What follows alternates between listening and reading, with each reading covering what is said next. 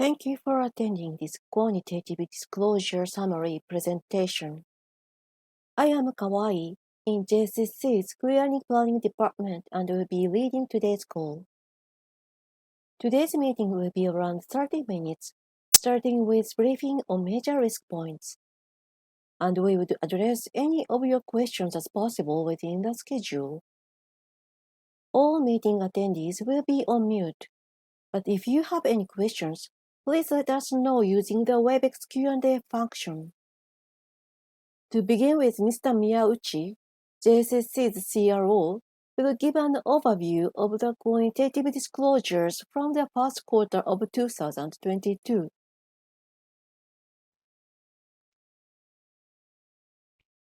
Thank you. I would like to highlight some of the main points from the disclosures.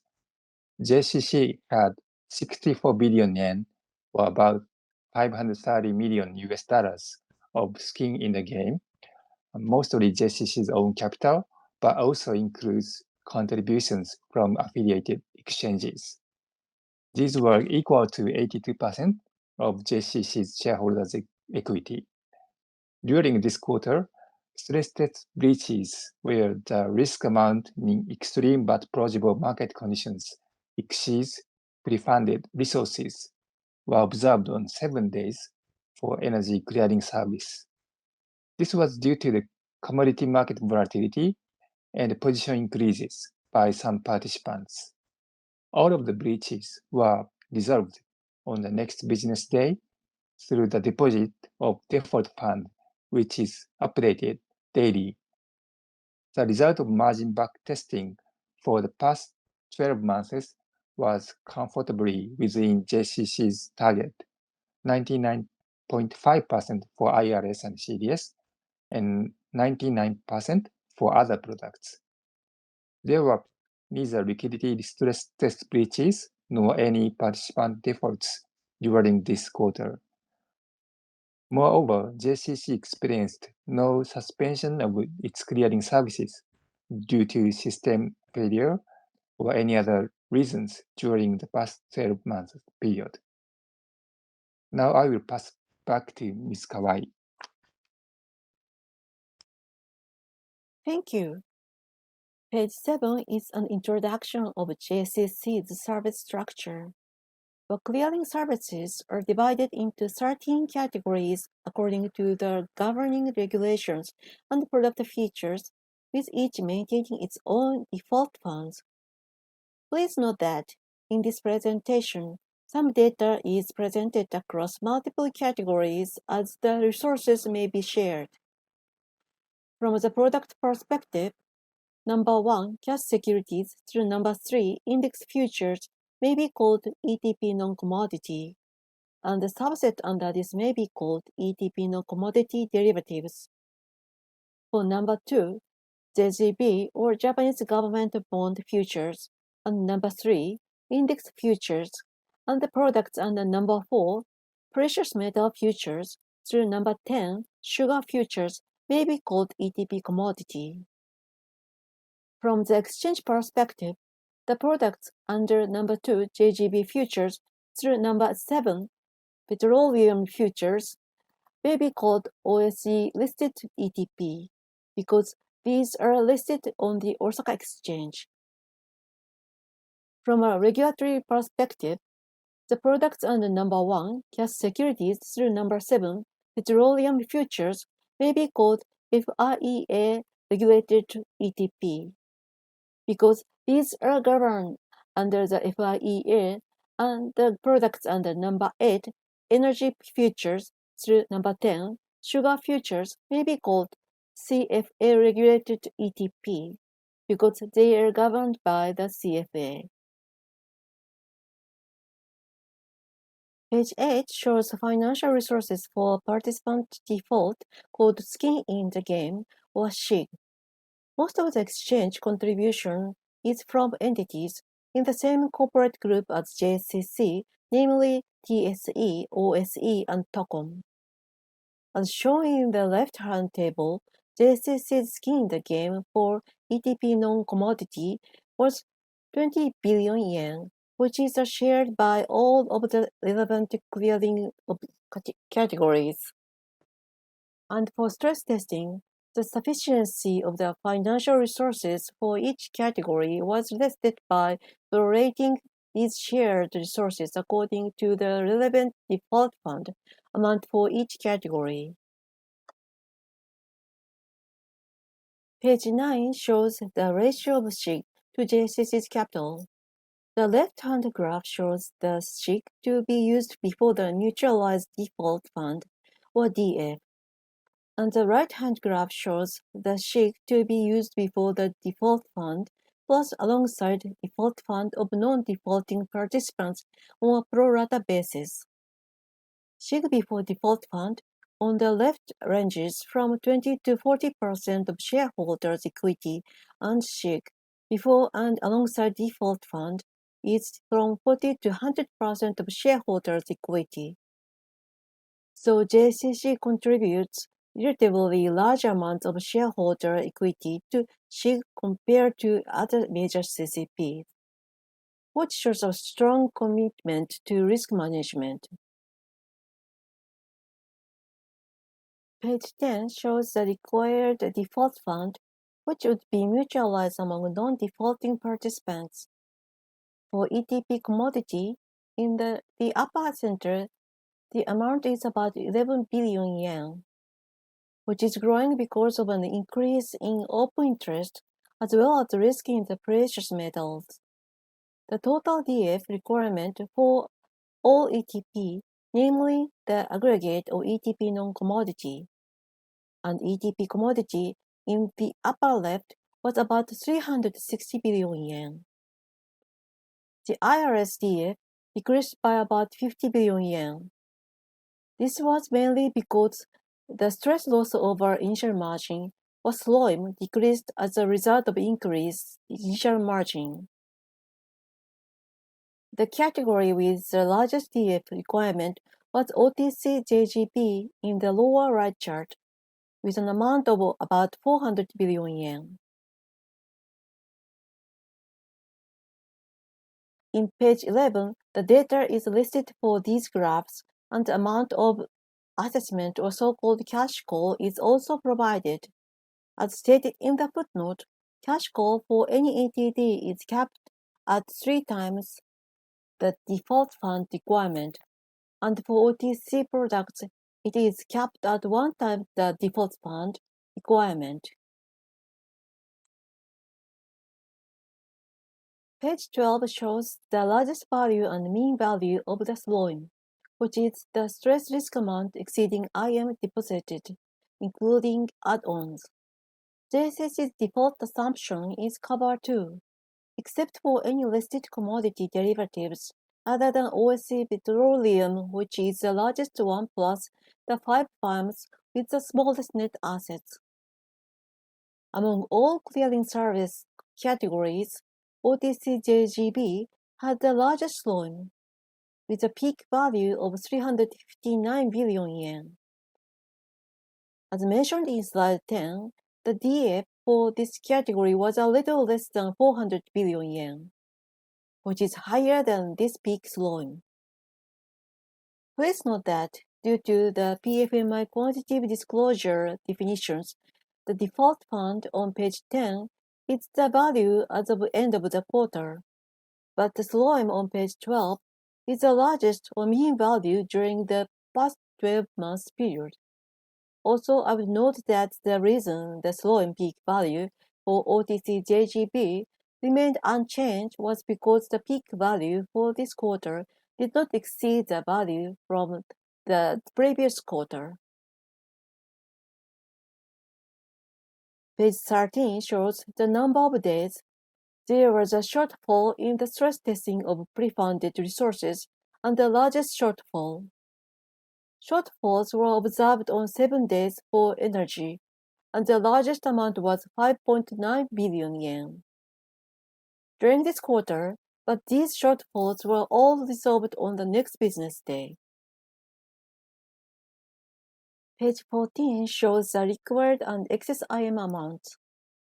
The dark blue is the house IM requirements, and dark orange shows clients. Light blue is the excess margin for house accounts, and light orange shows client accounts. The required amount of OSA-listed ETP, IRS, and OTC-JGB were the largest at between 1 to 1.5 trillion yen. Looking at the breakdown between house and clients, OSA-listed ETP was driven mostly by clients. IRS was about half and half between house and clients, and OTC-JGB was mostly house. This trend has remained unchanged for quite a long time. Moreover, the client's excess margin head was quite large in OSA-listed ETP and IRS, which has also not changed significantly. The data used for the graph on page 14 is shown on page 15 and 16. Now, page 17 shows the number of breaches in IM backtesting for the past 12 months period. This quarter recorded more breaches compared to the previous term due to the price fluctuations resulting from Russian invasion of Ukraine, as well as the interest rate moves caused by globally higher inflation. In spite of higher market volatility, page 18 shows that JSCC maintained a 99% cover ratio for all ETP as required under the PFMI. Please note that JCC sets more conservative standards of 99.5% of CDS and IRS, which were also satisfied in the past 12 months. The chart shows the largest breaches in the past 12 months, which were about 7 billion yen for energy and 21 billion yen for OTC-JGB. This test only look at the base IM requirement without add-ons. However, there would have been no breaches if IM add-ons were included. The upper chart on page 19 shows the quarterly largest value of variation margin, or VM, paid to JCC, and the lower chart shows the largest value of IM code during each quarter. Both have the same scale on the y-axis, and you can see the VM were much larger than IM call, while VM needed to be deposited and settled in cash. IM may be deposited in cash as well as various securities and other instruments, giving our participants some flexibilities for funding. Page 20 and 21 show the composition of collateral used for IM deposit. On page 20, you can see that the majority of IM is cash, as shown in dark blue and dark orange, but some is in JGB and stocks shown in gray and yellow. Cash collateral is held at either the central bank or at selected commercial banks. The secured cash deposited at commercial banks in dark orange is held in settlement accounts of commercial banks, which are fully covered by the Japanese Deposit Insurance Scheme. On page 21, you can see that the majority is deposited in cash, but with some JGB. Deposit of stocks are not allowed for these categories. The entire amount of cash collateral for OTC-JGB is held in the central bank, and for CDS and IRS, the participants or customers may select their custodian for cash collateral, i.e. Japanese Trust account or the central bank account in the name of JCC. The secured cash deposited at commercial banks in dark orange for CDS and IRS is held in such trust account, which is legally protected from the bankruptcy of JSCC as well as the participant. Page 22 separates cash deposits into those IM and DF. We are holding a total of about 6 trillion yen of cash collateral across all the categories.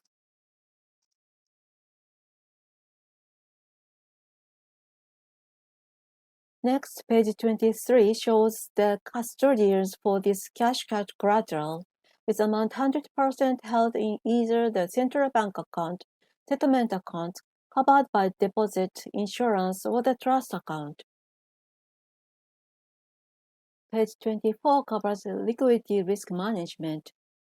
While JCC separately calculates and manages default funds by category for liquidity risk, JCC calculates and manages its across categories.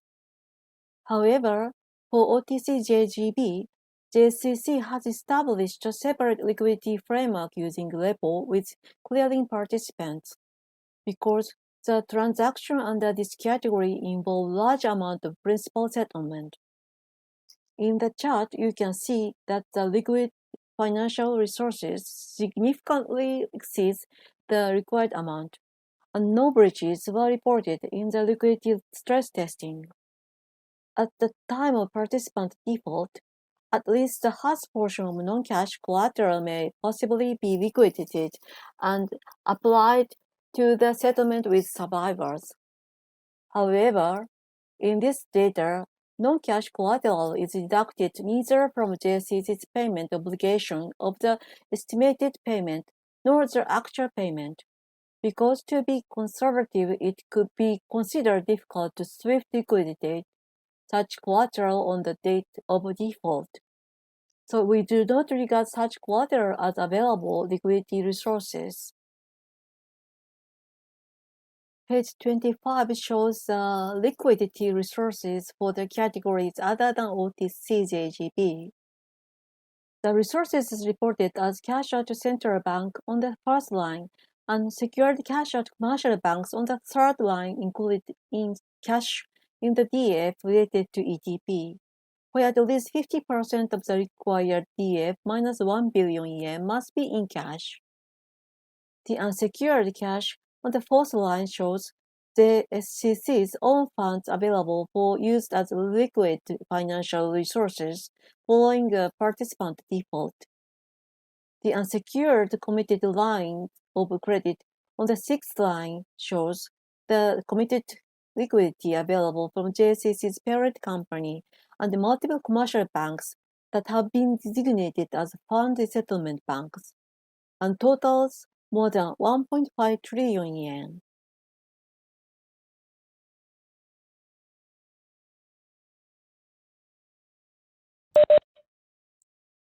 Now we will move on to Q&A. If you have any additional questions, please let us know using Q&A function. Well, we have received one question. The question is, will the slides be available?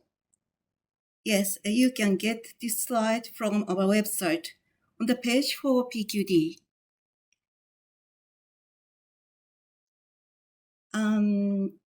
Next question we have received is, how are stress losses determined in PQD, i.e. how client positions are taken into account, including portability, what margins are included, is excess margin included, etc. Well, in PQD, we take account of initial margin deposited including add-ons, because those resources are available to be used upon the member's default. But don't assume client porting because no client position was guaranteed to port. Please also note what we calculate default fund amount. We conservatively take account of only required initial margin instead of deposited one. Okay, we received one more question. For that question, I'm going to turn it over to Mr. Otashiro. Yes, thank you. We have received questions. Could you please confirm the maximum liability for members on the cash segment? Currently, we do not have a capital liability systems in relation to the default of the clearing member, but in relation to the non-default loss, we don't have rules that allow JSCC to charge the loss to the clearing member in the cash segment. I received another question. The question is, please advise in detail an impact of price fluctuations due to Russian invasion of Ukraine and action to deal with this. Let me answer this question. More breaches were reported during this quarter compared to previous terms due to the price fluctuations resulting from the Russian invasion of Ukraine, as well as interest rate fluctuations caused by speculation on U.S. financial policies.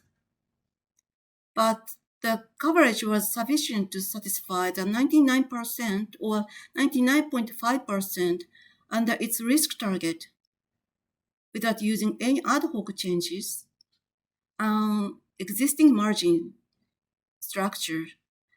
For example, we have reminded some participants on the possibilities of increased margin, and in ETD, we have revised the level of PSR 4 times during the market turmoil, but these are all made in accordance with the rulebook under the clear threshold.